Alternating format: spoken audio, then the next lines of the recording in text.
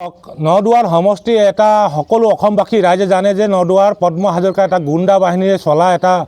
সমষ্টি আৰু সেই সমষ্টিত গোৰ্খা ছাত্ৰ সন্থাৰ আমাৰ প্ৰাক্তন সভাপতি সুনীল ছেত্ৰী দেৱে তাত কংগ্ৰেছৰ প্ৰাৰ্থিত্ব লাভ কৰি তেখেতে প্ৰতিনিধিত্ব আগবঢ়াইছিলে। কিন্তু আজি দেখিছোঁ আমি তাত অনবৰতে পদ্ম হাজৰিকাৰ যি গুণ্ডা বাহিনী আছে এই গুণ্ডা বাহিনীয়ে তেখেতক আক্ৰমণ কৰাৰ লক্ষ্য হৈ আছে আৰু বিভিন্ন সময়ত আজি কিন্তু তাতকৈ ওপৰ চেৰাই গৈ তেখেতক যি আক্ৰমণ কৰিছে এই আক্ৰমণ কিন্তু সদৌ অসম গোৰ্খা ছাত্ৰ সন্থাই হাত সাৱটি বহি নাথাকে, ইয়াৰ ডাইৰেক্ট একশ্যন হ'ব। আৰু এই একশ্যনৰ জৰিয়তে তেখেতে কি বিচাৰিছে, তেখেতে হিংসাত্মক যি গণতন্ত্ৰৰ দেশত যি গণতন্ত্ৰ আছে নে নাই সেই প্ৰতিপন্ন কৰিব বিচাৰিছে নেকি? আৰু সদৌ অসম গোৰ্খা ছাত্ৰ সন্থাই এটাই ক'ব বিচাৰিছোঁ যে অসম চৰকাৰ তথা ইলেকশ্যন কমিশ্যন তথা আমাৰ ভাৰতবৰ্ষৰ যি ভাৰত চৰকাৰক যে আমাৰ যি গণতন্ত্ৰ আছে গণতন্ত্ৰত কোনো এজন প্ৰাৰ্থীয়ে তথা কোনো এজন মানুহে